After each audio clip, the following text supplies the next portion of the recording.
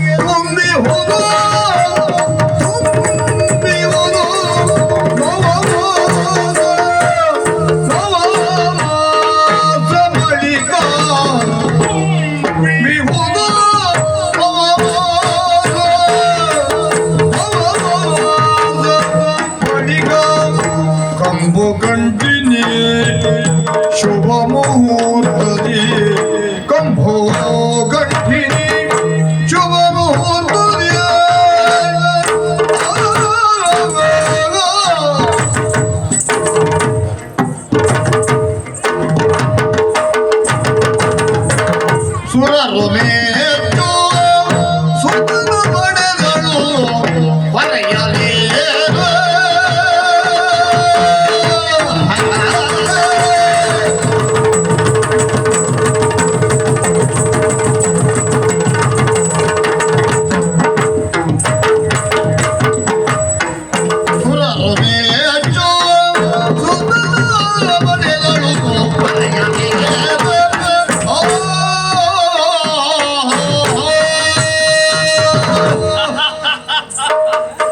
ಎಷ್ಟು ಸಂತೋಷ! ಒಬ್ಬ ಗೃಹಸ್ಥ ಜೀವನದಲ್ಲಿ ಸಂತೋಷ ಪಡುವುದು ಯಾವಾಗ? ಸಂತಾನ ಭಾಗ್ಯ ಆಗುತ್ತದೆ ಎನ್ನುವಾಗ. ನೋಡಿ, ಗಂಡ ಹೆಂಡಿರ ಸಮ್ಮಿಲನ ಕೆಲವೊಮ್ಮೆ ಗೊತ್ತೇ ಆಗುದಿಲ್ಲ, ಬೇಗ ಗರ್ಭವತಿ ಆಗಿಬಿಡ್ತಾರೆ. ಇನ್ನು ಕೆಲವೊಮ್ಮೆ ಬೇಕು ಅಂದ್ರೆ ಸಂತಾನ ಸಿಕ್ಕುವುದಿಲ್ಲ. ನನಗೆ ಹಾಗಲ್ಲ. ನನ್ನ ಹೆಂಡತಿಯನ್ನು ಕೂಡಿದೆ ನೋಡಿ, ಎಲ್ಲಿಂದ ಬಂದ ಮೇಲೆ ಅಮ್ಮ ಇಲ್ಲೇ ಇದ್ದಾನೆ. ಆದರೆ ಹೆಂಡತಿಯನ್ನ ಕೂಡಿದ ಕಾರಣದಿಂದ ನನ್ನ ಹೆಂಡತಿ ಗರ್ಭವತಿಯಾದಳು. ಮಗು ಹಡೆಯುವುದಕ್ಕೆ ಎಷ್ಟು ತಿಂಗಳು ಕಲಿಬೇಕು? ಖಂಡಿತ ತುಂಬಿಹುದು ನವಮಾಸ. ನನ್ನ ಹೆಂಡತಿಗೆ 9 ತಿಂಗಳು ಕಳೆದಿದೆ. 9 ತಿಂಗಳು 9 ದಿವಸವೂ ಕಳೆದಿದೆ. 9 ಗಳಿಗೆ ಇರುವುದಷ್ಟೇ.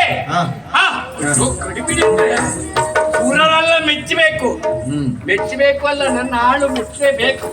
ಹಾಗಾಗಿ ನನ್ನ ಹೆಂಡತಿ ಯಾರಲ್ಲಿ ಕೈಯಾದು ಹೇಗಿದ್ದಾಳೆ?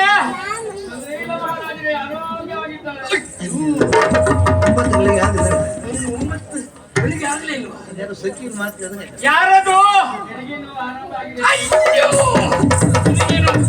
ನನಗಲ್ಲ, ನನ್ನ ಹೆಂಡತಿಗೆ. ಮತ್ತೆ ಅಯ್ಯೋ ಅಂದ್ರೆ ನನಗೆ ಆಯ್ತು ಅಂತ ತಿಳ್ಕೊಳ್ಬೇಡಿ. ಅಲ್ಲ ಅಲ್ಲ, ಸಂತೋಷಕ್ಕೆ. ಈಗ ಹೇಗಿದ್ದಾಳೆ?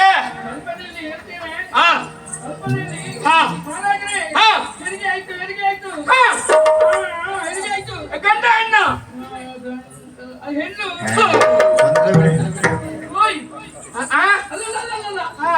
ಗಂಡು ಗಂಡು ಗಂಡು.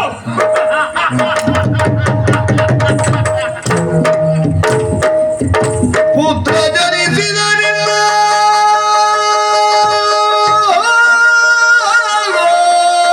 ಪುತ್ರ ಜನಿಸಿದ ಎಂದು ಭರ್ತಿಯಲ್ಲಿ ಕಳಬದಿಯ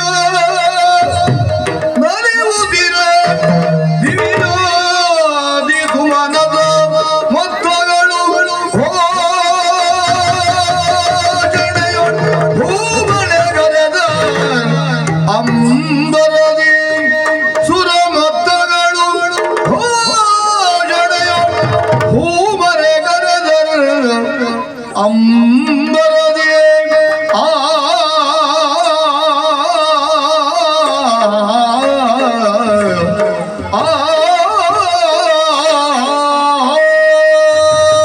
ಎಂತಹ ಸಂದರ್ಭ ಇದು!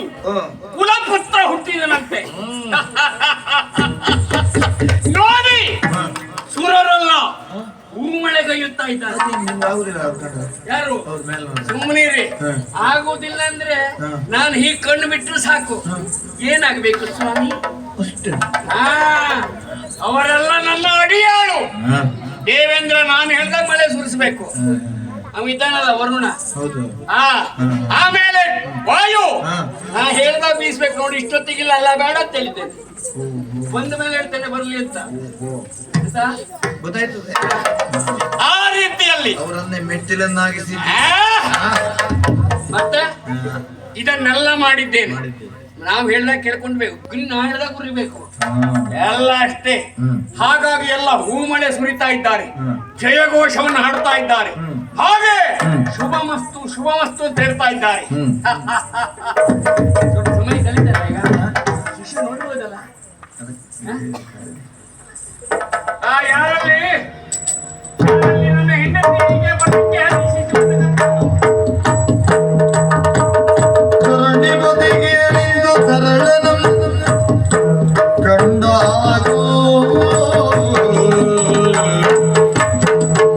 ಯಾವುದು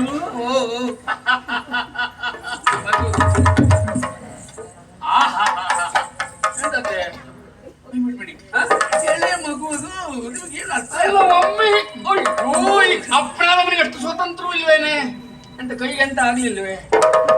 ಕೈ ತೊಳೆದಿದ್ದೀರಾ? ಕೈ ತೊಳ್ಕೊಂಡೇ ಬಂದಿದ್ದೇನೆ. ಮಗುನ ಕೈ ತೊಳೆದೇ ಅಂತ ನಿನಗೆ ಮಾತ್ರ ಮಗನ ನನಗೂ ಮಗನ ನಮ್ಮ ಮಗು ಗೊತ್ತಿಲ್ಲ. ಅದೇ ಹೇಳಿದ್ದು ನೋಡ್ತೇನೆ ಒಂದ್ಸರಿ ನೋಡಿ ನೋಡಿ ನೋಡಿ ಅಯ್ಯದು ಎಷ್ಟು ಚಂದ ಇದ್ದಾನೆ ಮಗು. ಹಣೆ ನೋಡಿ, ಆ ಕಣ್ಣು ನೋಡಿ, ಆ ಕೊಬ್ಬು ನೋಡಿ, ಆ ತುಟಿ ನೋಡಿ, ಆ ಗಲ್ಲ ನೋಡಿ. ಆ ಹೇಗೆ ಹೇಗಿದ್ದಾನೆ? ಹಣೆ ನಂದೆ ಹಣೆ ಹಣೆ ನಂದೆ ಹಣೆ ಹಣೆ ಬಂದಲ್ಲ ಹಣೆ ಬರವು ನಂದೆ. ನಿಮ್ದೇ ಹಣೆ, ನಿಮ್ದೇ ಹಣೆ.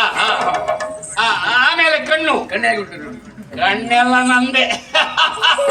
ಕಣ್ಣು ನಿಮ್ಮ ಹಾಗೆ. ನೋಡು ಕಣ್ಣೆನ್ನೋದು ಪಿತ್ರಾರ್ಜಿತ ಆಸ್ತಿ ಅದು. ಹೌದಾ? ನಾನು ಮೊದ್ಲು ಹೇಳ್ತಿದ್ರು ಹಾ. ಏನೋ ನೋಡಿದ್ರು ನಿಂದು ನಿಮ್ಮ ಅಪ್ಪನಂತೆ ಕಣ್ಣು ಅಂತಿದ್ರು. ನೋಡಿ ನೆನಪೇ ಆಗ- ನನಗೆ ಗೊತ್ತುಂಟಲ್ಲ. ಸರಿ. ಆಮೇಲೆ ಆ ಉಪ್ಪು ನೋಡೆ. ಉಪ್ಪು ಹೇಗುಂಟು? ಉಪ್ಪು ಒಂದು ಉಪ್ಪು ನಂದು ಒಂದು ಉಪ್ಪು ನಿಂದು ಅಂತ. ಅದೆಂತದ್ದು? ಒಂದು ಉಪ್ಪುದ? ಅದಲ್ಲ ಬೇರೆ. ಇಲ್ಲ ತಿದ್ದಿ ತೀಲಿಕ್ಕೂ ವಯಸ್ಸಾಗ್ಲಿ. ಇಲ್ಲಪ್ಪ. ಆಮೇಲೆ ನಂದೇ ಉಪ್ಪು ಹಾ. ಗಂಟಿಕ್ಕಿದ ಉಪ್ಪು ಹೌದೌದು. ಹಾಗೆ ಆಗ್ತದೆ. ಎಳವೆಯಲ್ಲಿ ನೀವು ಹೀಗೆ ಇದ್ರೇನು? ಅದು ಕುತ್ತಿಗೆ ನೋಡೆ. ನಿಮ್ಮ ಪ್ರಾಯಕ್ಕೆ ಬಂದಾಗ ಮಗು ಹಾಗೆ ಆಗಬಹುದೇ? ಖಂಡಿತ ಅನುಮಾನವೇ ಇಲ್ಲ. ವಿಶಾಲವಾದ ಎದೆ, ಅನೀಳವಾದ ಕೈ ಕೈಕಾಲು. ಅಪ್ಪ ಅಪ್ಪ ಅಪ್ಪ ನಿಜ ಹೇಳ ಏನು? ಇಡೀ ಆ ಮಗ ನನ್ನ ಮಗನೇ, ಮಗು ಸಂಪೂರ್ಣ ನನ್ನಾಗಿ. 9 ತಿಂಗಳು ಹೊತ್ತವಳು, 9 ತಿಂಗಳು 9 ಗಳಿಗೆ 9 ದಿವಸ 9 ಗಳಿಗೆಯಲ್ಲಿ ಗರ್ಭದಲ್ಲಿ ಇಟ್ಟುಕೊಂಡವಳು ನಾನು. ನಿಮ್ದು ಪ್ರಯತ್ನ ಎಷ್ಟು ಅಂತ ನನಗೆ ಗೊತ್ತುಂಟು. ಹೌದು. ಅಂಥದ್ರಲ್ಲಿ ನಿಮ್ಮದೇ ಸಂಪೂರ್ಣ ನಿಮ್ಮದೇ ಮಗು. ಈಗ ನನ್ನದು ಏನಿಲ್ವಾ? ಏನೇ ಇರ್ಲಿ, ಈ ಮರ ಒಂದು ಫಲ ಕೊಡುವುದು ಯಾವುದರಿಂದ? ಯಾವುದರಿಂದ? ಅಥವಾ ಮರ ಸಸಿ ಆಗುವುದು ಯಾವುದರಿಂದ? ಸಸಿ ಬೀಜದಿಂದ. ಮತ್ತೆ ಈಗ ನಿನಗೆ ಈ ಮಗು ಹುಡ್ಲಿಕ್ಕೆ ಬೀಜ ಯಾರದ್ದು?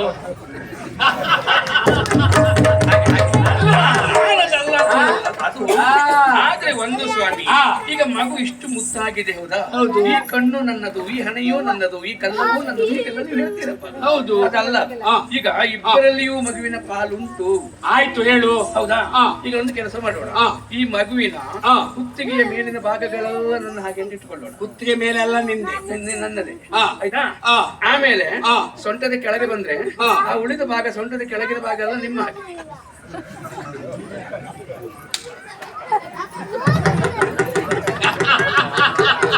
ಸತ್ಯವೇ, ಖಂಡಿತವಾಗಿ ಗಂಡು ಹೆಣ್ಣು ಗುರುತಿಸುವುದು ಹಾಗಲ್ವಾ? ಹಾಗೇನು ಅಲ್ಲೇ ನೋಡ್ಬೇಕಲ್ವಾ? ಬಹಳ ದೊಡ್ಡ ಆಗುದಿಲ್ಲ. ಇಲ್ಲಲ್ಲ. ಹಾಗಾಗಿ ಸುಲಗಿತ್ತೀರು ತಡವರಿಸುವುದು. ಒಮ್ಮೆ ಹೆಣ್ಣು ಹೆಣ್ಣು ಅಂತ ಹೋ, ಗಡಿಬಿಡಿ ಗೊತ್ತಾಗ್ಲಿಲ್ಲ. ಆಮೇಲೆ ಗೊತ್ತಾಯ್ತು. ಸರಿ ಸರಿ. ಬಹಳ ಸಂತೋಷವಾಯಿತು. ಅಪ್ಪ ಮಗುವನ್ನು ಇಟ್ಕೊಳ್ತೀನಿ. ಜಾಗ್ರತೆ. ಆಯ್ತು.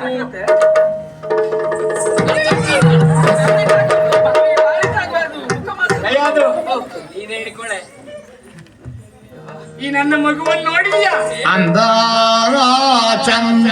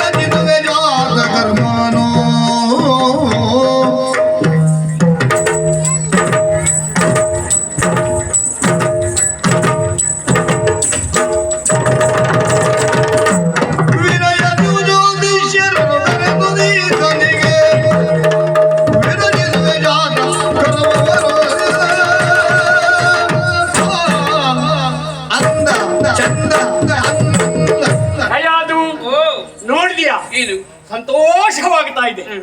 ಅಬ್ಬಬ್ಬಬ್ಬಬ್ಬಬ್ಬ, ನಿಜವಾಗಿ ನನ್ನ ಜೀವನ ಸಾರ್ಥಕವಾಯಿತು. ಕೇವಲ ನಂದೊಂದಲ್ಲ, ಮತ್ತೆ ಇಂಥ ಮಗುವನ್ನ ಪಡೆದ ನಮ್ಮಿಬ್ಬರ ಜೀವನ, ನಮ್ಮ ವಂಶ ಸಾರ್ಥಕವಾಯಿತು. ವಂಶದ ಏಳಿಗೆ, ಹೌದೌದು, ವಂಶದ ಕೀರ್ತಿ. ಮಗ ಹುಟ್ಟಿದ್ದಾನೆ. ಆಗ ಒಂದ್ಸರಿ ಗೊಡ್ಬಿಡಿಲಿ ಹೆಣ್ಣು ಅಂದ್ರು. ಹೌದಾ? ಬೇಡ ಎಂಬ ಅರ್ಥ ಅಲ್ಲ. ಹಾಗೆ ಕುಲಕ್ಕೆ ರತ್ನಪ್ರಾಯನಾಗಿ ಮೊದಲು ಗಂಡು, ಮೊದಲು ಗಂಡಿ, ಆಮೇಲೆ ಹೆಣ್ಣು, ಆಮೇಲೆ ಹೆಣ್ಣು ಕೊಡ್ಬೇಕು. ಹೌದೌದು. ಆರತಿಗೊಬ್ಬಳು, ಕೀರ್ತಿಗೊಬ್ಬಳು ಹೌದೌದು ಬೇಕು. ಒಂದ್ 2 ವರ್ಷ ಹೋಗ್ಲಿ, ಗಡ್ಬಿಡಿಲ್ಲ. ಇನ್ನೇನು ಅವಸರ ಇಲ್ಲ, ಇನ್ನೇ ಅವಸರ ಇಲ್ಲ. ಅಲ್ಲ, ಅವಸರ ಇಲ್ಲ ಅಂತಲ್ಲ, ಬೇಕು ಬೇಕೆ. ಹೌದೌದು, ಗಡ್ಬಿಡಿ ಆಗ್ಲಿ. ಅಯ್ಯೋ,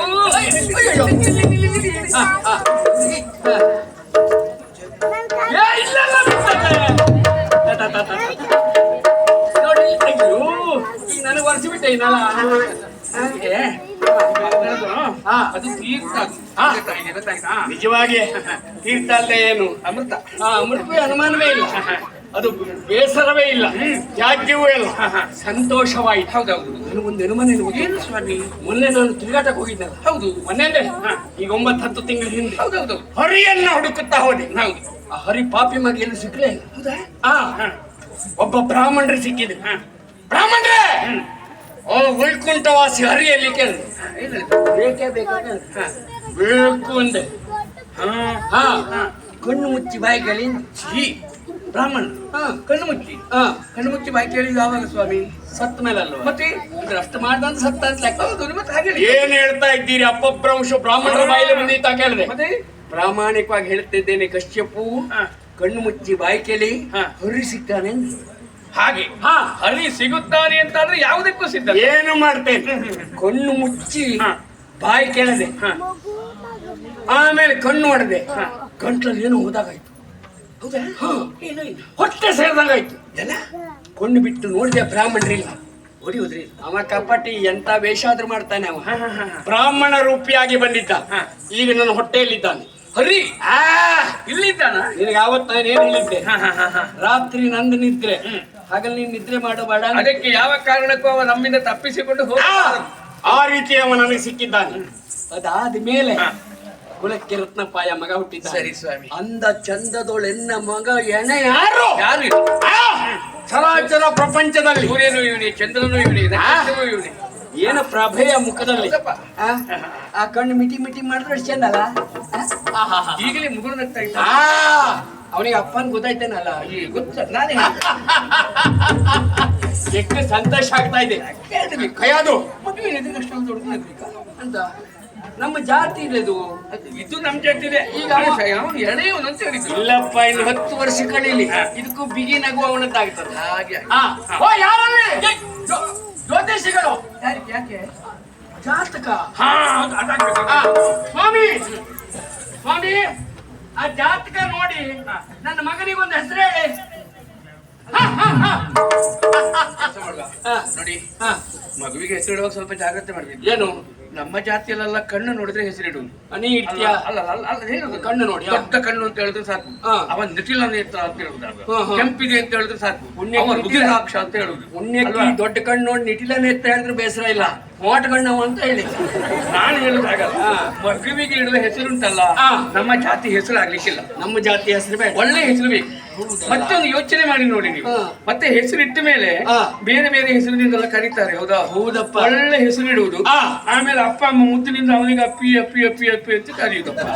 ಹೌದಾ? ಆಮೇಲೆ ಆ ಅಪ್ಪಿ ಅಪ್ಪ ಆಗಿ ಅಜ್ಜನಾದ್ರೂ ಉಳಿದವರಿಗೆಲ್ಲ ಒಪ್ಪಿ ಆಗು. ನನ್ನಾಗ ಅಪ್ಪಿ ಆಗೋದು ಬೇಡಪ್ಪ.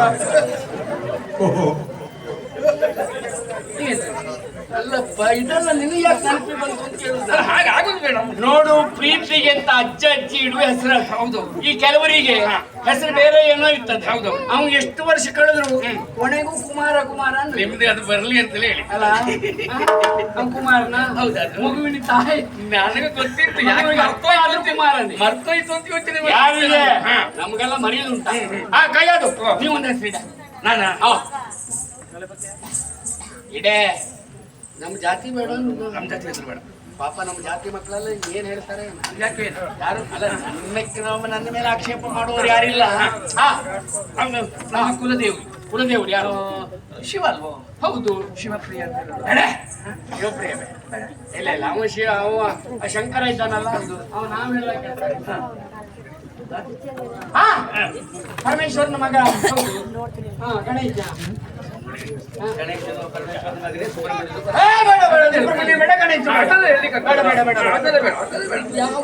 ನೋಡಿ ಕಣ್ಣು ನೋಡಿ ಮುಖ ನೋಡಿ ಮಗುವಿಗೆ ಹೆಸರಿಟ್ರೆ ಹಸಿಯ ಗೋಡೆಗೆ ಹರಳಿಟ್ಟಾಗಿರ್ಬೇಕು ಹೇಳುವುದಕ್ಕೂ ಸುಲಭವಾಗಬೇಕು ಆ ಹೆಸರಿನ ಒಂದು ಸಂಪೂರ್ಣವಾದಂತಹ ಅರ್ಥವೂ ಇರಬೇಕು. ನನಗೆ ಹೆಸರು ಸಿಕ್ಕೇ ಆಯ್ತು ಈಗ. ನೋಡೆ ಎಷ್ಟು ಆಹ್ಲಾದ ಹೌದಲ್ವಾ? ಹಾಗಾಗಿ ವಿಮಾನಗಳೆಲ್ಲ ದೂರವಾಗಿ ಮನಸ್ಸಿನ ಬಾಯಿ ತುಂಬಬೇಕು. ನನ್ನ ಮಗನ ಹೆಸರು ಇವತ್ತಿನಿಂದ ಪ್ರಹ್ಲಾದ ಪ್ರಹ್ಲಾದ ಪ್ರಹ್ಲಾದ ಪ್ರಹ್ಲಾದ ಪ್ರಹ್ಲಾದ ಪ್ರಹ್ಲಾದ ನಾನು ಸರಿ ಹೇಳ್ತೇನೆ. ಅದು ಅಮ್ಮನೇ ಹೇಳು. ಅಲ್ಲ ನಾನು ಸ್ವಲ್ಪ ಗಟ್ಟಿ ಸ್ವರದಲ್ಲಿ ಹೇಳ್ತೇನೆ. ಮದುವೆ ಕಿವಿಯಲ್ಲಿ ಅಮ್ಮ ಹೇಳು. ಸರಿ ಮಿಕ್ಕಿಯವನಿಗೆ ಪ್ರಹ್ಲಾದ ಅಂತ ಹೆಸರಿಟ್ಟಾಯಿತು. ಹೇಳಿದಾಗ್ಲೇ ಹೆಸರು ಕೇಳುವಾಗ್ಲೇ ಕಿವಿಗೆ ಎಷ್ಟು ನಾಲಿಗೆ ಎಷ್ಟು ಆನಂದ, ಮನಸ್ಸಿಗೆ ಎಷ್ಟು ಮುದ. ಅಬ್ಬಾ ಇಷ್ಟು ವರ್ಷ ಕಳೆದರು ನಮ್ಮ ಜಾತಿಯ ಮಕ್ಕಳಿಗೆ ಈ ಹೆಸರು ಯಾರು ಇಲ್ಲೂ ಇಲ್ಲ. ನನ್ನನ್ನು ನೋಡಿ ಕಲಿಬೇಕು. ಖಂಡಿತ ಖಂಡಿತ. ಬಹಳ ಸಂತೋಷ ಆಯ್ತು. ಸರಿ ಸ್ವಾಮಿ. ಈಗ ಮಗುವಿನ ಲಾಲನೆ ಪೊನ್ನೆಲ್ಲ ಆಗ್ಬೇಕು ಬಿಡುವ. ಏನ್ ವ್ಯವಸ್ಥೆ ಆಗ್ಬೇಕು ಅಂತ ಹೇಳು. ಅದನ್ನು ನಾನು ನೋಡ್ತೇನೆ. ಅಲ್ಲಿ ಇರ್ತಾರೆ ಎಲ್ಲ ನನ್ನ ಏನ್ ವ್ಯವಸ್ಥೆ ಆಗ್ಬೇಕು ಅಂತ ಹೇಳಿ. ಹೌದಾ? ಅವರಲ್ಲೇ ಕೇಳ್ತೇನೆ. ಆಯ್ತಾ? ಹೌದಾ? ಅಲ್ಲೇ ಇರ್ತೇನೆ. ಆಯ್ತು. ಆಗಾಗ ಒಂದು ಆಯ್ತು ಆಯ್ತು.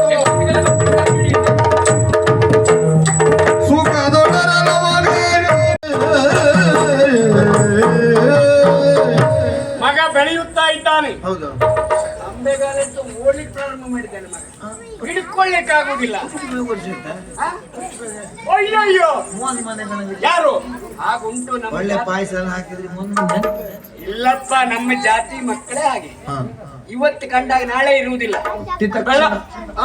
ತಕ್ಷಣ ಆ ಬೆಳವಣಿಗೆ ನಮ್ಮ ಜಾತಿಗುಂಟು. ಪ್ರಬುದ್ಧನಾಗುತ್ತಾ ಬರ್ತಾನೆ ಅಂತಾದ್ರೆ ಮೊದಲು ವಿದ್ಯಾಭ್ಯಾಸ ಆಗ್ಬೇಕಾ ಬೇಡುವ? ನಮ್ಮ ಗುರುಗಳಿದ್ದಾರೆ. ನಮ್ಮ ಕುಲಕ್ಕೆಲ್ಲ ಗುರುಗಳು ಚಂಡಾಮರ್ಕರು ತೆಗ್ದಿದ್ದಾರೆ. ಹಾಗಾಗಿ ಯಾರಲ್ಲಿ ಗುರುಳಿ ಬರ್ಲಿಕ್ಕೆ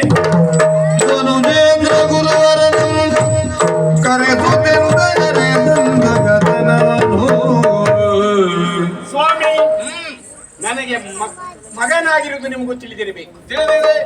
ಪ್ರಹ್ಲಾದ ಅಂತ ಹೆಸರಿಟ್ಟಿದ್ದೇನೆ. ಗುರು ರಾಯ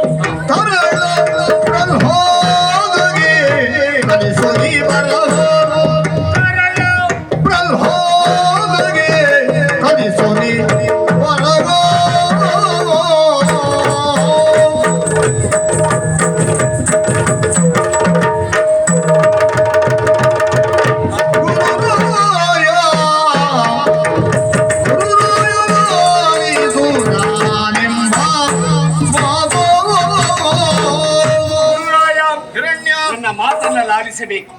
ನಮ್ಮ ಕುಲಗುರುಗಳು ನೀವು. ನಮ್ಮಲ್ಲಿ ಯಾರೇ ಮಕ್ಕಳಿಗೂ ವಿದ್ಯಾರ್ಜನೆ ಆಗಬೇಕು ಅಂತಾದ್ರೆ ಅದಕ್ಕೆ ನೀವು ಮೂಲ ಕಾರಣ. ವಿದ್ಯೆ ಎನ್ನುವುದು ದೊಡ್ಡ ಸಂಸ್ಕಾರ. ಮನೆಯಲ್ಲಿ ಸಂಸ್ಕಾರ ಕೊಟ್ಟರು, ಪಾಠಶಾಲೆಯಲ್ಲಿ ಸಂಸ್ಕಾರ ಗುರುಗಳಿಂದ ಸಿಗಬೇಕು. ಸ್ವಾಮಿ ಹರನ ಅನುಗ್ರಹದಿಂದ ಮಗನವರನ್ನ ಪಡೆದಿದ್ದೇನೆ. ತುಂಬಾ ಸಂತೋಷ. ನನ್ನ ಮಗನಿಗೆ ಪ್ರಹ್ಲಾದ ಪ್ರಹ್ಲಾದ ಶುಭ ನಾಮದೇ. ನಮ್ಮ ಜಾತಿ ಯಾರಿಗೂ ಹೆಸರಿಲ್ಲ ಅಂತ ಹೆಸರು ಹುಡುಕಿದ್ರು ಸಿಕ್ಲಿಕ್ಕೆ ಅಂತ ಹೆಸರಿಟ್ಟಿದ್ದೇನೆ. ಸ್ವಾಮಿ ಒಂದು ಉಪಕಾರ ಏನು ಹಿರಣ್ಯ ಎಲ್ಲ ಮಾಡಬೇಕು ನೀವು.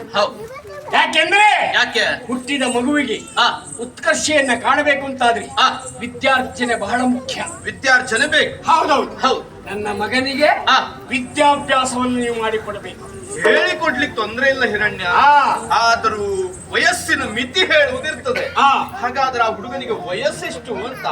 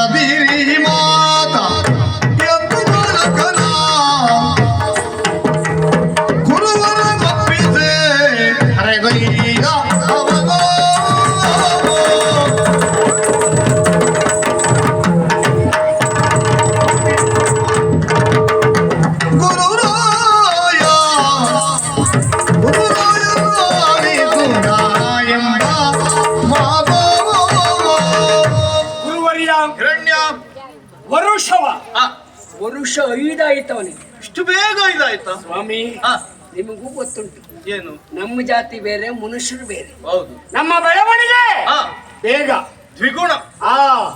ಬುದ್ಧಿಯೂ ಹಾಗೆ. ಬುದ್ಧಿಯೂ ಹಾಗೆ, ನಿನ್ನ ಹಾಗೆ. ಸ್ವಾಮಿ, ಅದಕ್ಕಾಗಿ ನನ್ನ ಮಗನನ್ನ ಕರೆದುಕೊಂಡು ಹೋಗಿ ಸರಿಯಾಗಿ ವಿದ್ಯಾಭ್ಯಾಸವನ್ನ ಮಾಡಿ ಅವನನ್ನು ಕರ್ಕೊಂಡು ಬರಬೇಕು. ನೋಡು, ನಿನಗೆ ಹೇಗೆ ವಿದ್ಯಾಭ್ಯಾಸವನ್ನ ಕೊಟ್ಟು ಎಷ್ಟರ ಮಟ್ಟಿಗೆ ಬೆಳೆಸಿದ್ದೇನೆ ಹೇಳಿ. ನಿನಗೆ ಇಷ್ಟಕ್ಕೆಲ್ಲ ನಾನೇ ಕಾರಣ, ಅದು ಗೊತ್ತುಂಟ ನಿನಗೆ? ನಾನೇ ವಿದ್ಯೆ ಕೊಟ್ಟದ್ದು. ಹೇಗೆ? ನನಗೆ ಹಳೆ ನೆನಪಿಲ್ಲ, ಅದು ಗೊತ್ತಿಲ್ಲ. ಸುಳ್ಳಲ್ಲ, ನಿನ್ನ ಇವತ್ತಿನಿಂದ ನೋಡಿದ್ದ. ಸ್ವಾಮಿ, ಬೇಸರ ಇಲ್ಲ. ಏನು? ಯಾಕೆಂದ್ರೆ ಮಗ ಮಗ ಅಪ್ಪ ಮಗ ಮೊಮ್ಮಗ ಎಲ್ರಿಗೂ ಒಬ್ಬನೇ ಶಿಕ್ಷಕನಾಗಿರ್ತಾನೆ. ಹೌದು, ಅದು ವಿಶೇಷ ಅಲ್ಲ. ಆ ತರ ಯೋಗ ಬಾಲ್ಯ ಪ್ರಬುದ್ಧಾವಸ್ಥೆ ಬಂದಾಗ ನೆನಪು ಹೋಗ್ತದೆ. ನೀವೇ ಅಲ್ವಾ? ಹೌದು. ಬಹಳ ಸಂತೋಷ ಆಯ್ತು. ನನ್ನ ಮಗನಿಗೂ ವಿದ್ಯೆ ಹೇಳಿಕೊಟ್ಟ ಮೇಲೆ ಇದೇ ಸ್ಥಳದಲ್ಲಿ ಬರುವ ವರ್ಷ ನಿಮ್ಗೊಂದು ಸನ್ಮಾನ ಮಾಡಿಸ್ತೇನೆ. ಸ್ವೀಕರಿಸ್ತೇನೆ. ಹೇಳ್ತೇನೆ. ಅವರು ಭೂಲೋಕದಾಗ ಒಣ ಸನ್ಮಾನ ಅಲ್ಲ. ಅಲ್ಲಪ್ಪ, ನಿಮ್ಗೆ ಹೊತ್ಕೊಂಡು ಹೋಗ್ಲಿಕ್ಕೆ ಆಗ್ಲಿಕ್ಕಿಲ್ಲ ಅಷ್ಟು. ಹೊಡಿದ್ರೆ ಗೊತ್ತಾಗ್ತದೆ. ಅಲ್ಲ ಅಂತ ಕೊಡ್ತೀರಿ, ಅನುಮಾನ ಇಲ್ಲ. ಯಾಕೆ ಹೇಳಿದ್ದು? ಏನು? ನನ್ನ ಇಷ್ಟ ಬರುವಂತೆ, ಮಗನ ಅಭ್ಯುದಯ ಆಗುವಂತೆ ವಿದ್ಯಾಭ್ಯಾಸವನ್ನ ನೀಡಬೇಕಾದಂತ ಹೊಣೆ ನಿಮ್ಮದ್ದು. ಆದ್ರೆ ದಾರಿ ಎರಿಯಬೇಕು. ದಾರಿ ಎರಿಯುವುದಂತ ಇರಲಿ, ಆದ್ರೆ ಹುಡುಗನನ್ನು ಒಮ್ಮೆ ನೋಡ್ಬೇಕಲ್ಲ. ಇಲ್ಲ, ಹುಡುಗ ಕಳಿಸುವುದಿಲ್ವಾ? ಕೈಯಾದು ಮಗಳನ್ನ ಕರ್ಕೊಂಡ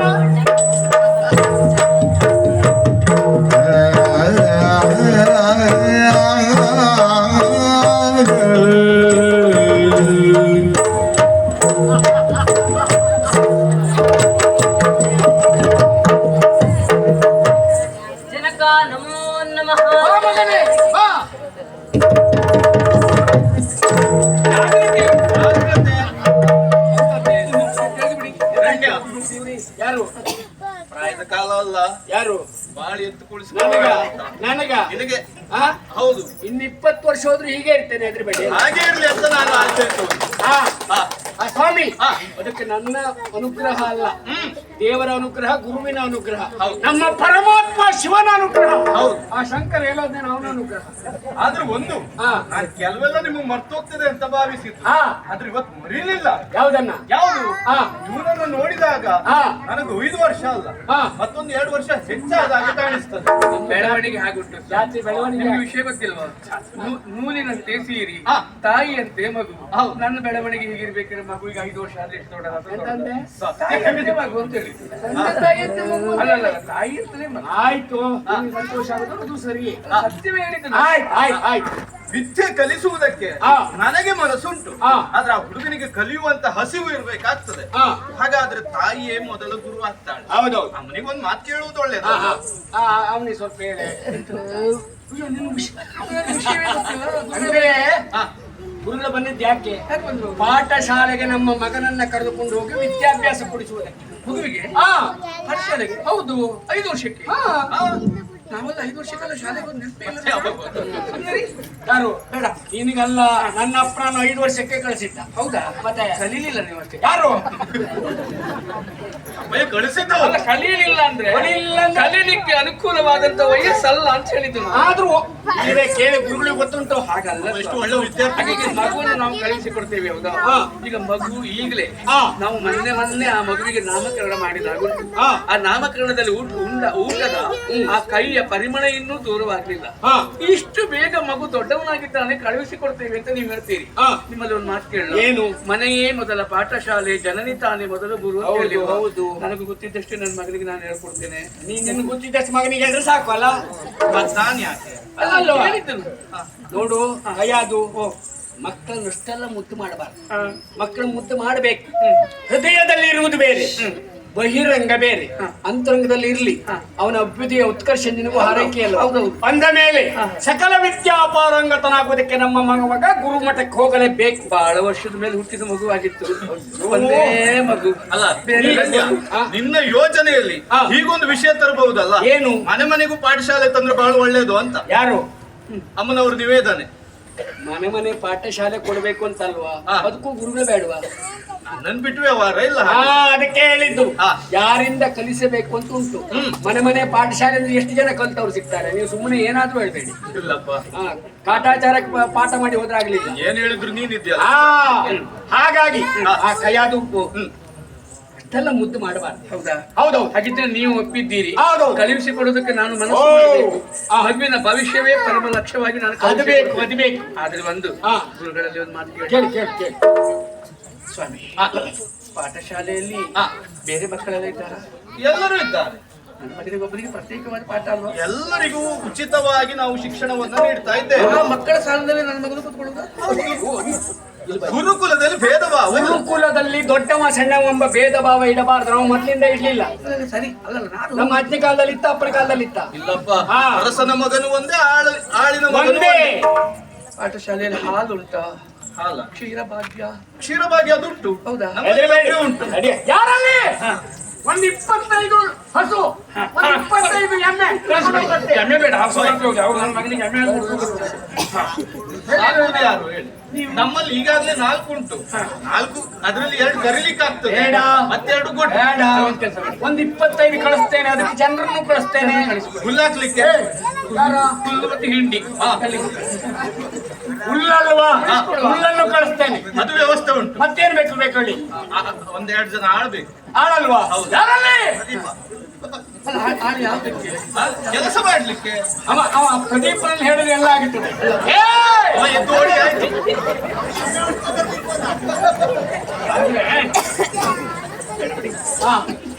ಮತ್ತೆ ಆ ಕಡೆ ಹೋಗ್ಬೇಕಲ್ಲ ನಾವು. ಯಾರು?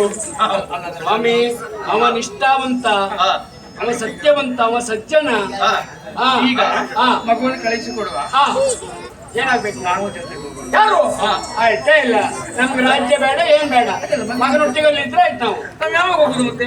ನೋಡು, ಆಗಾಗ ಹೋಗೋಣ, ಅಲ್ಲ ಅವನನ್ನ ಕರೆಸಿಕೊಳ್ಳೋಣ. ಹಾಗೆ ಹಾ. ನನಗೆ ಮಗುವನ್ನು ನೋಡ್ಬೇಕು ಅಂತ ಆದಾಗ ನಾನು ಆಯ್ತು. ಹೋಗ್ತೇನೆ. ಗುರುಗಳೇ, ಮತ್ತೆ ಬರಬಾರದು ಅಂತ ಹೇಳಿ ಇಬ್ಬರೇ ಒಂದ್ಸಾರಿ ಕರ್ಕೊಂಡು ಬಂದು ಹೋಗ್ಬೇಕು. ಆ ವ್ಯವಸ್ಥೆ ನಾ ಮಾಡ್ತೇನೆ. ಇರ್ಲಿ ಬಿಡ್ಲಿ, ಅವಳಿಗೆ ಮುಖ ತೋರಿಸುದು ಕರ್ಕೊಂಡು ಹೋಗ್ತಾ ಇರು. ರಥದ ವ್ಯವಸ್ಥೆ ಯಾವ್ದು ಹೋಗ್ ಬರ್ಲಿಕ್ಕೆ. ಯಾವ್ದು? ಸುಮ್ಮನಿರಿ. ಯಾವಲ್ಲಿ? ಅದು ಬೆಳ್ಳಿ ರಥ. ಏರಿಸಿ ಕಳಿಸಿ. ನಿಮ್ಮ ಜೀವಮಾನ ನೋಡ್ಲಿಲ್ಲ, ಅದನ್ನು ಕಳಿಸ್ತೇನೆ. ಅಂತದ್ದ ದೊಡ್ಡ ಗಾಲಿಯದ್ದು ಹೌದೌದು. ಮೊದಲ ಪ್ರಯಾಣ. ಹೆದರಬೇಡಿ. ಮತ್ತೆ ತಿರುಗಿ ಕಳಿಸಬೇಕು.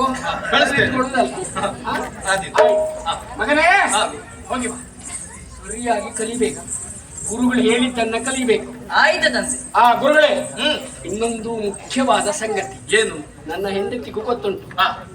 ನಮ್ಮ ದೇವರೇ ಶಿವ, ಶಿವ ಪರಮಾತ್ಮ, ಪರಮಾತ್ಮ, ಆ ಶಂಕರ, ಪರಮೇಶ್ವರನನ್ನ ನಾವು ಆರಾಧಿಸುವವರು. ಹೌದು. ನಿಮ್ಮಲ್ಲಿಯ ಪಾಠ ಯಾವ ಕಾರಣಕ್ಕೂ ಹರನನ್ನ ಬಿಟ್ಟು ನನ್ನ ದೇಶ ಹರೆಯ ಸಿದ್ಧಾರ ಯಾವ ಕಾರಣಕ್ಕೂ ಬರಕೂಡದು. ಆದೀತು.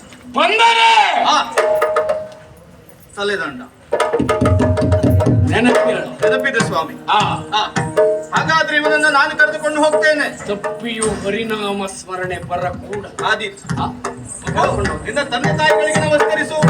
ನಮೋ ನಮಃ. ಅಮ್ಮನಿಗೆ ತಾಯಿ ನಮೋ ನಮಃ. ದಾನ ಸೋನುವಂ ತಳ್ಗಿದಿದು ನಾಮಾದಿಗೆ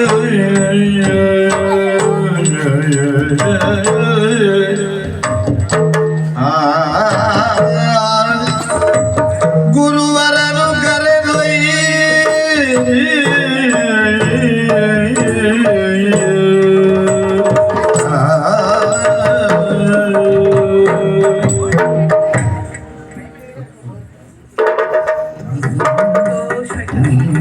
ನನಗೂ ದುಃಖ ಆಗಿದೆಯೇ, ಆದರೆ ಮಗನ ಭವಿಷ್ಯವನ್ನ ಚಿಂತಿಸಿದಾಗ ಅವ ಸರಿಯಾಗಿ ಬೆಳಿಬೇಕ ಬೇಡ, ಸುಮ್ಮನೆ ಕೂತ್ಕೊಂಡಿದ್ರೆ ಆಗ್ಲಿಲ್ಲ.